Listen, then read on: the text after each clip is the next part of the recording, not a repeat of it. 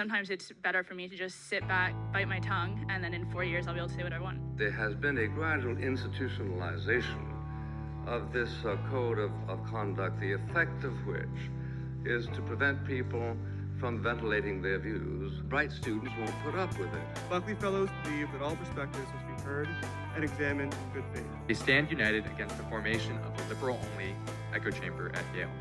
We disagree, we debate, and then at the end of the day, we remain friends.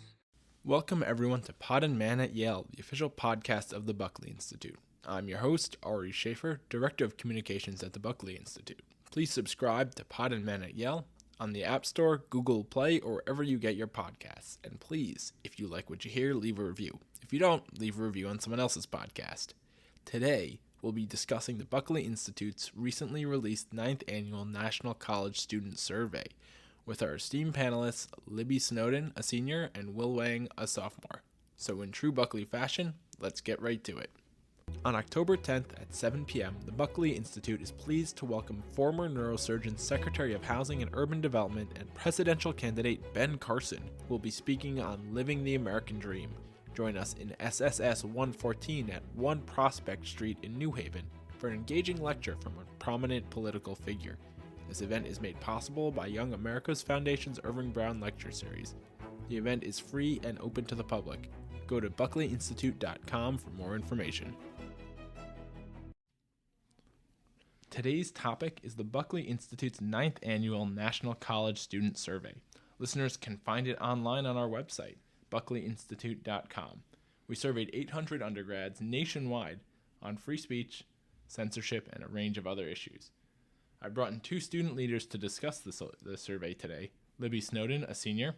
Hi, Ari. Thanks for having me. And Will Wang, a sophomore. Super happy to be back. Both of our panelists are back from previous episodes. It's wonderful to have you both back again. Before we get into the most interesting questions and results from the survey, it's a lot to unpack here. I just want to know, what were your top takeaways from the survey? I think the biggest thing for me was that for the first time, the poll recorded more students supporting shoutdowns than not, which was really surprising for me, just because, I don't know, Yale has its reputation for maybe not being the best on free speech, but with all of the events the Buckley Institute has put on, I think particularly about when we hosted Ted Cruz, when we hosted Mike Pompeo, we actually didn't have a lot of issues with shoutdowns, and those are both pretty controversial figures on this campus. At Mike Pompeo, even, we did have a couple people in the audience trying to disrupt it and shout it down, but they weren't even Yale students. So to actually see that there is a majority or a plurality that supports the shoutdowns, I was surprised, because it's not as much of a staple here on campus as you might think. Will? I'm just most shocked by how many people can't be close friends with people who belong to a different party than they do. That's very dangerous. Most students aren't learning by going to Yale Political Union events, by going to speaker lectures. But everyone here at Yale have at least a few close friends that they learn from. And if all of your close friends agree with everything you say, how are you supposed to learn from them? That's dangerous, because if you can't even sit with people at residential college dining halls who disagree with you, how are you supposed to lead them? So for the Buckley Institute, perhaps the most alarming results were about shoutdowns and violence in response to free speech. For the first time in the history of the survey, more students supported shoutdowns than opposed them. It was 46% to 45%.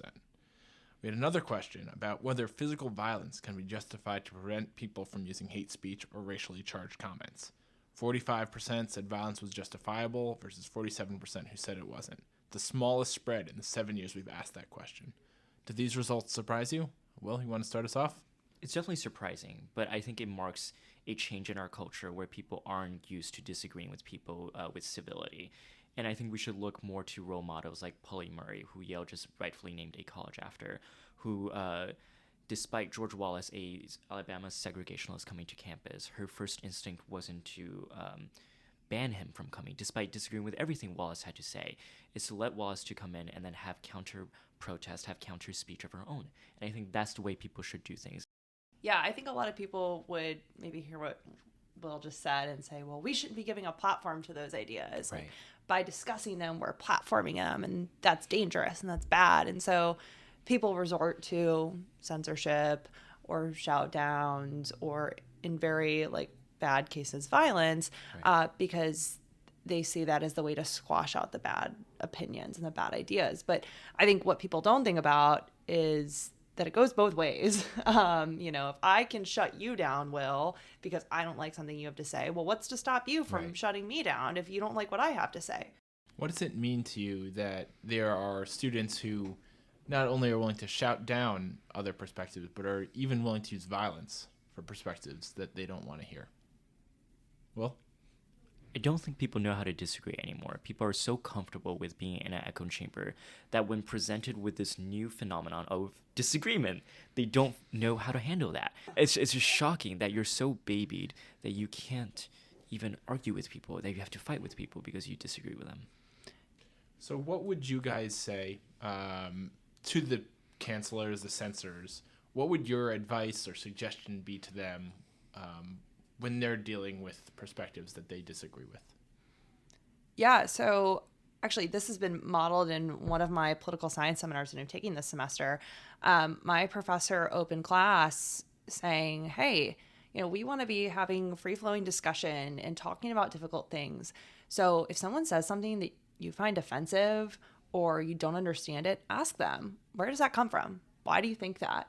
Don't shut it down, because I can guarantee you that if you probe a little bit further, you're going to see that people are not intending to speak in bad faith. They're not intending to be malicious.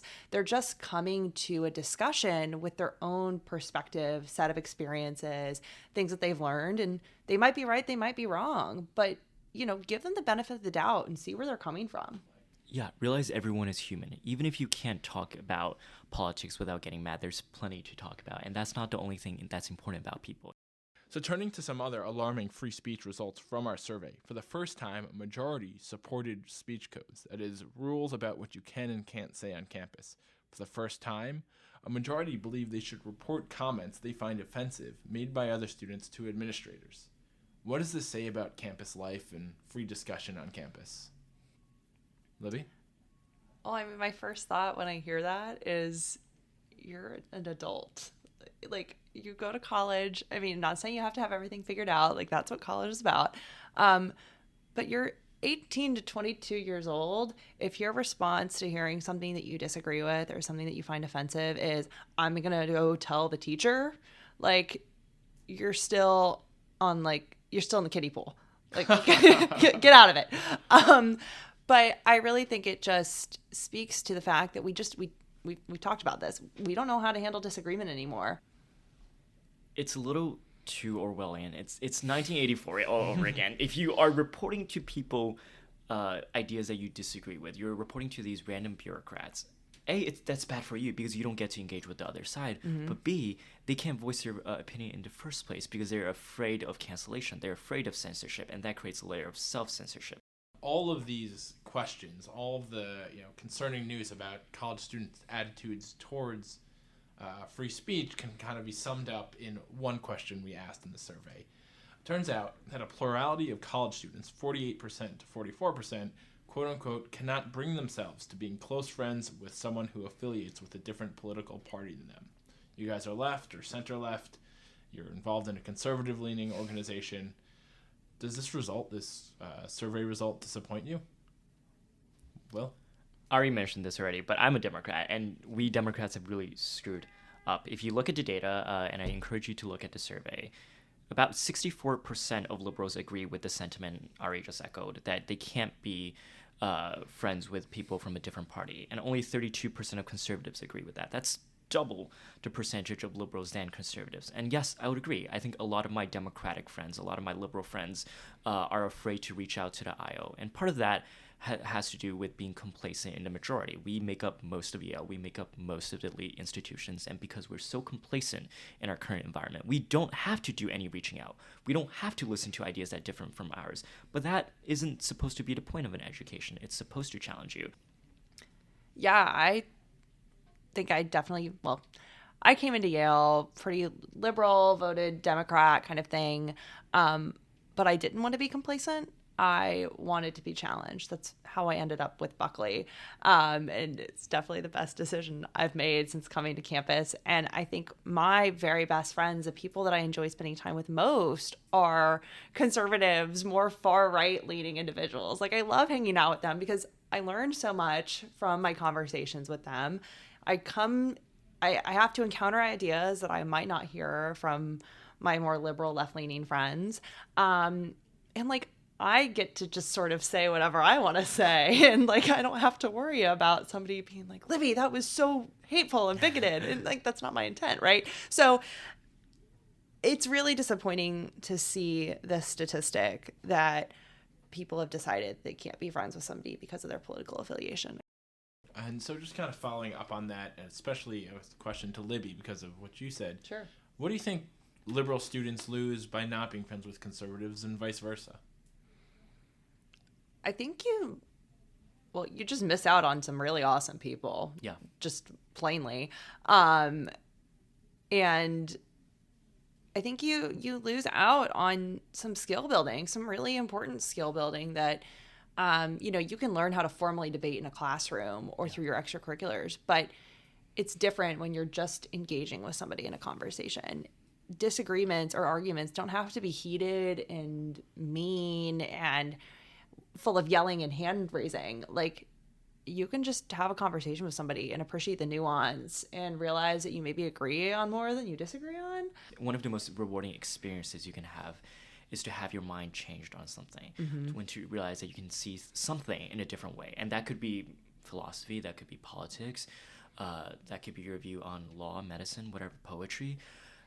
But change your mind on something. I think if you have always been right, then you haven't experienced any growth, because no one was born 100% right. Definitely not me, for sure. Now we're going to move on to some questions that aren't on free speech, some of which are a little sensitive. So we'll dive right into the deep end of the pool here. Thanks, Ari. On transgender individuals in sports. By a nearly 2-to-1 margin, our survey found, 59% to 32%, college students believe the issue of transgender athletes competing in gender classes different than their biological sex is, quote, one of fairness.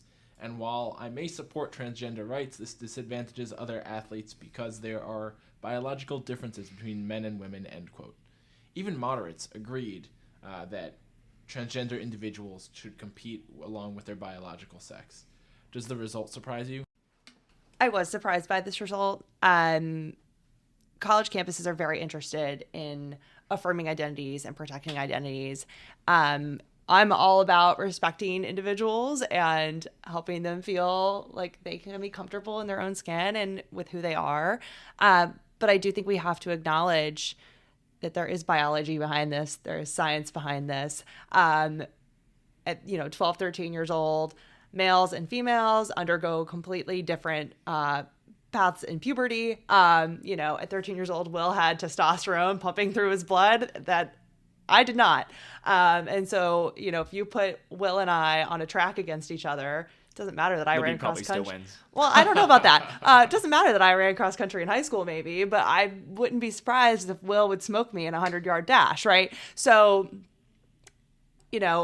he's got, by nature, more muscle mass than I do. I'm never going to be able to compete with that at some point. And so to deny that fact is really unfair to women in particular. So we're going to move on next to one last question. This one is about the Supreme Court. By an 11-point margin, students say the Supreme Court has become nothing more than a partisan institution like Congress and contributes to the decline of America. That's 48%. Over believing that the court, even with its flaws, is still important to the system of checks and balances in American government. Just 37%. Conservatives were least likely to see the Supreme Court as outdated, but moderates thought it was, 45 to 40%. How do you guys view the court, and what do you think about the answer here? Yeah, I'll throw it out there right now. I love the Supreme Court. I'm a big Supreme Court nerd. But I understand sort of where the skepticism comes from. Throughout spring of 2021, I was taking constitutional law with Akil Amar. He was saying the whole time the Supreme Court's going to overturn Roe v. Wade. And silly little naive me was like, no, they're not. Like, that case was decided 50 years ago. We've had all these other cases reaffirming it. And then sure enough, come June, Dobbs actually gets released, not leaked, and Roe v. Wade was overturned. And I was just stunned. I was like, oh my God, like, am I totally wrong in my belief in the court? So I understand where the skepticism comes from, for sure. Mm-hmm. Well, everyone is just so results oriented in the court by now. If they have a result you like, you're pro court. If they have a result you hate, you're anti court. I think it's natural when you take account that 2/3 of Americans can't even name all three branches of government. I don't think they know what the role of the judiciary is supposed to be when you can't even name the judiciary. But also, I think people have a confounded vision of what judges are supposed to do. They're not moral philosophers. They're not your next Kant or Hegel. They are supposed to interpret the law, and that's what their law degrees equip them to do. And sometimes that arrive at results you and I disagree with very profoundly. But the way to challenge those isn't by overturning those precedents, because we're not judges and those are laws, but by writing new laws. That's what your congressman or congresswoman is for. Yeah, and to even go a step further, let's think about the cases that are getting reported on in the first place. You know, a 6-3 conservative liberal split or a 5-4 decision makes a lot more headlines than a 9-0 or an 8-1 decision that doesn't maybe follow some kind of ideological stereotype. And the court hears upwards of 100 cases a term. We talk about 8. Maybe per term. We talk about the 8 most controversial hot button ones. So I think there's actually a lot more agreement happening on the court than we're even aware of, because we're not seeing the reporting on it. Right. And I think I have some hope that the Supreme Court is the last holdout for civility in our government. You can find a lot of videos on C-SPAN or YouTube, if you're a nerd like me, of Sonia Sotomayor in conversation with Samuel Alito and Neil Gorsuch and Amy Coney Barrett. There's one with Sonia Sotomayor and Samuel Alito and Clarence Thomas at the same panel. I know Libby and I love the late Justice Ginsburg and Scalia. They've also been on a conversation together. Mm-hmm. And of course, you don't see President Biden or President Trump being on the same panel together, or senators from different aisles being in the same panel together. So as far as the government go, I actually agree with my Cornell Professor Kilmar that I think the court is the most functional branch out of the three. Amazing. Well, thank you guys so much for joining us. It's always a pleasure to have you both. Thanks, Ari. Now with that, let's get right to our interview with Dorian Abbott, Associate Professor at University of Chicago, about his personal fight against cancel culture and for open debate in the sciences.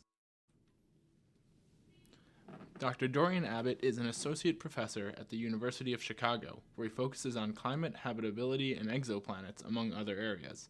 He graduated from Harvard with a degree in physics before receiving a PhD from the same institution in applied math. He joined the University of Chicago as Chamberlain Fellow in 2009 and has since become a tenured faculty member. Thank you for joining Pod and Man at Yale. Thanks. For our listeners who aren't aware of your background, you've been targeted several times by the cancel mob. The trouble began when you decided to speak in favor of what you felt was a fair system, then affirmative action for evaluating potential students or university employees. Did I get that right? Yeah, that's correct. So basically, I've been advocating for making merit-based decisions for admissions and faculty, postdocs, etc., as well as freedom of expression, both of which are unpopular positions on campus. And so how did this evolve, I guess? How did the opposition to your sharing these views evolve, in the first mini cancellation episode, I guess, at Chicago itself? Yeah, so in that case, what happened was another faculty member gave a seminar in what's normally a science seminar. This was in 2020 when things were a little cuckoo. And he gave a seminar on Ibram Kendi's How to Be an Anti-Racist book. And I asked to give a response seminar that would sort of outline more meritocratic or, classical liberal vision of how to do admissions and hiring. And they told me no, I think because they knew that it would cause a ruckus. So I just made a couple short videos explaining it, and also explaining UChicago's tradition, where we have all these reports saying this is how we do hiring. We don't take into account anything except academic merit. And I think a lot of the students didn't know about these documents that are supposed to be guiding how we do this stuff, and that weren't necessarily being followed exactly perfectly.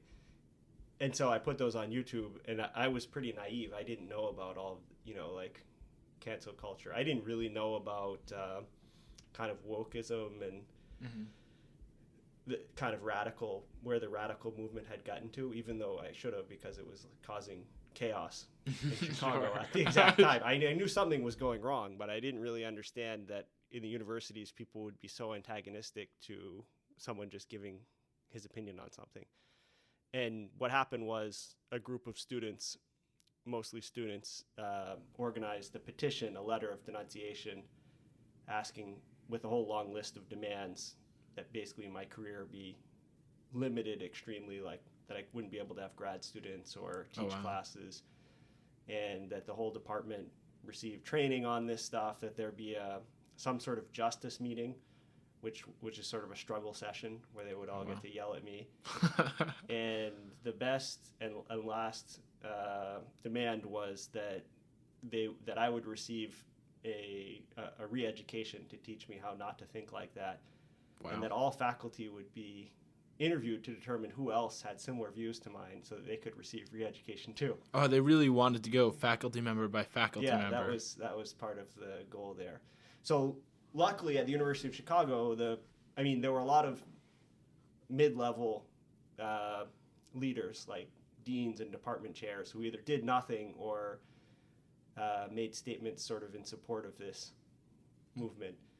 But eventually it got to the president, who's now dead, President Zimmer, and he issued a statement saying, like, our faculty can argue what they want, how they want, and we don't punish them for that. And that was the end of it at University of Chicago. So who were the kind of ringleaders of the mob to get you punished? Was it mostly students, graduate students? Two graduate students. Oh, wow.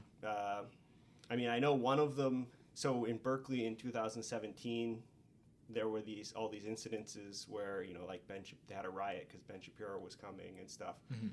And one of the ringleaders was a 2017 graduate of Berkeley who was sort of steeped in this strange way of thinking, this sort of totalitarian view where hearing opposing views has to be, you can't hear opposing views, you have to squash them, where speech is violence, these sorts of things, and where increasingly mild forms of speech or disagreement are viewed as the end of the world, kind of a situation. And the other one was a member of some sort of fellowship, which some of these fellowships get captured ideologically. And apparently this fellowship, it later came out, a journalist found that on the email server of this graduate fellowship, they had been plotting these types of cancellation attacks, and encouraged by the leadership of the fellowship. I think it was from the Ford Foundation. Wow, and encouraged by the campus leadership of the fellowship. No, this is like a national fellowship. Oh, really? Wow. And so it was a way to sort of insert activists and agitators into scientific departments to try to cause these type of things to happen. And this is a science-specific fellowship you were talking about. Exactly, yeah. It was some sort of earth science fellowship or something like this. Wow. So then your next, odyssey was when you were supposed to speak at MIT.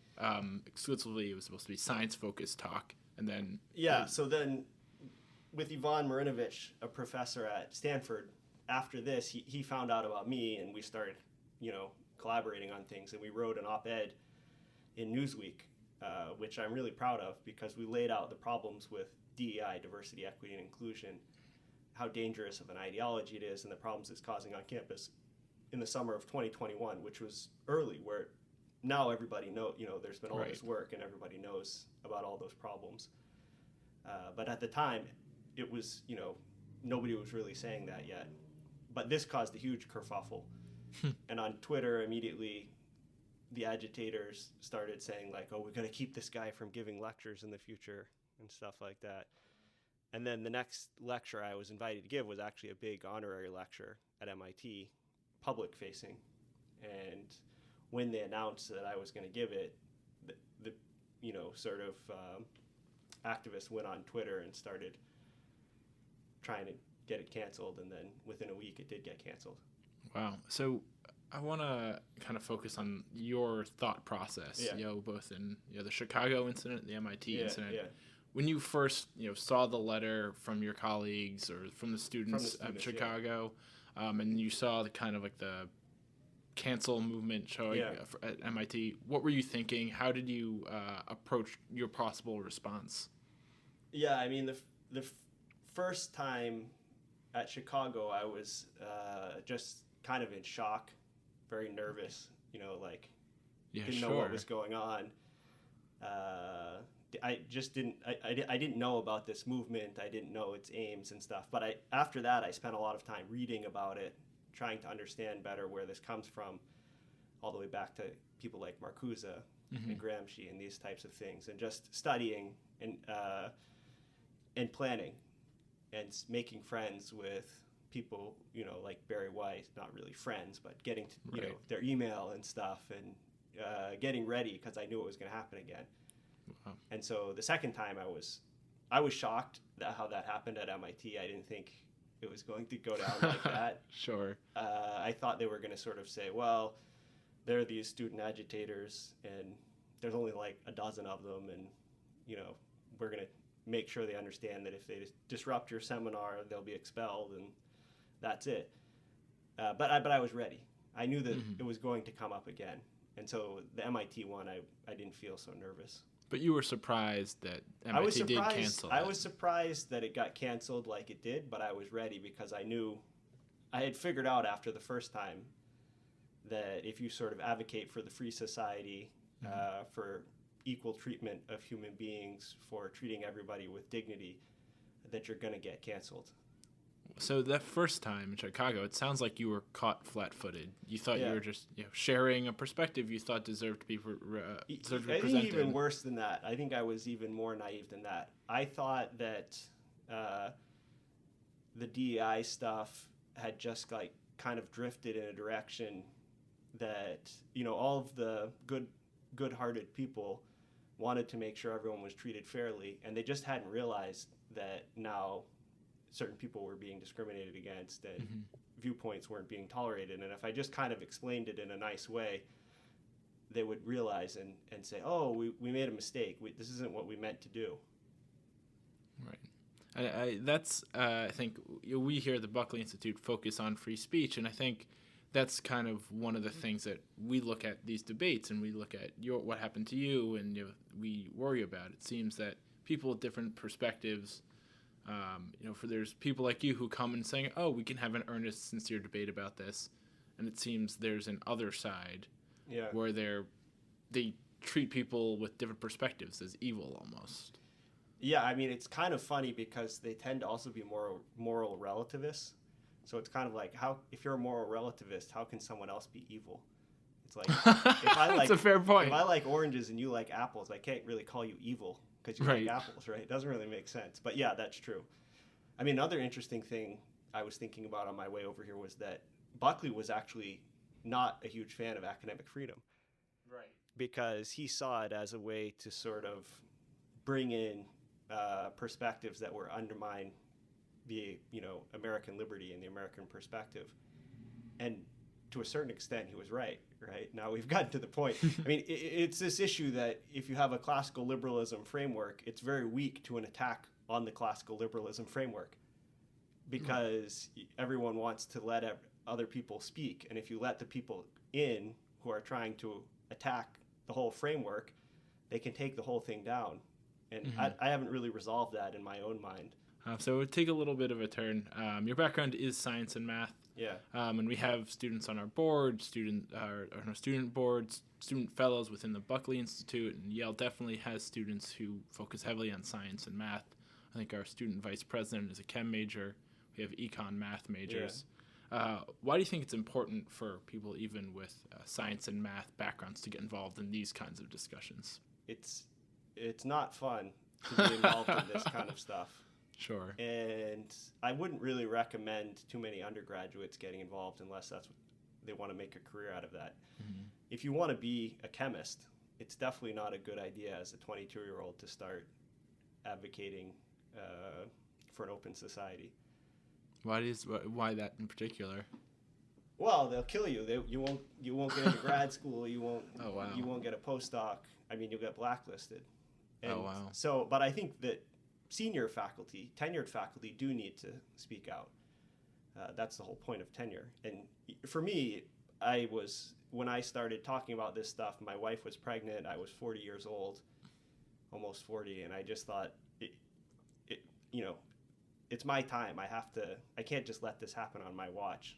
I don't want my children to grow up in a totalitarian society. And so, I guess, what was that decision-making process like? With a background in science, how did you go, this is the moment, this has gone too far, I need to say something? Well, I mean, the riots, it was a feeling of, in Chicago, there was just a loss of control. The civil order broke down. It was scary to try to live in the worried city. For your family? Sure, yeah, definitely. I mean, there was they were looting everywhere. There were gunfights all over the place. That one of my friends, he lives next to a liquor store. He has 5 kids, and there was a gunfight at 3 p.m. over who was going to get to loot the liquor store. Oh my God! And he called the police, and they said, "Sorry, we don't have enough police officers. Just go in your basement and lock the door." Oh my God! So it's sort of like something's got, this is past whatever the line is. That we're well past that line. The more proximate reason in academia was I had seen too many people discriminated against. Mm-hmm. I'd seen Asian and white men not able to get jobs, open discrimination in internal hiring decisions, and I just felt like it's not fair. It's immoral what's happening, and I don't want to be a part of it. So what made you, or I guess why is open debate and free speech in particular, you think, so important, especially on the university campus? Well, because we have to have humility. We don't know what we think is right. We don't have certainty that what we think is right. So we need to hear from the other side.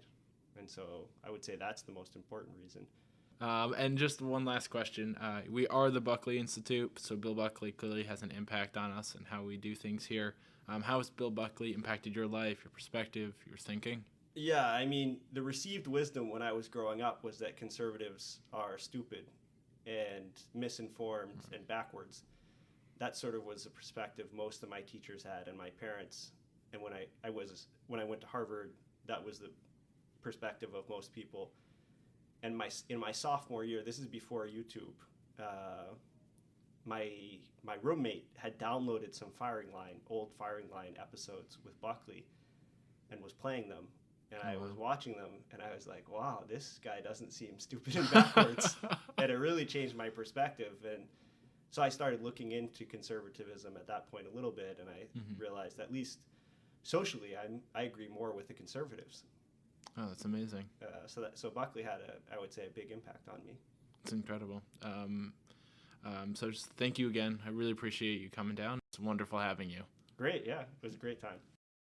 That wraps up another great episode of Pod and Man at Yale. Hit the subscribe button if you haven't already.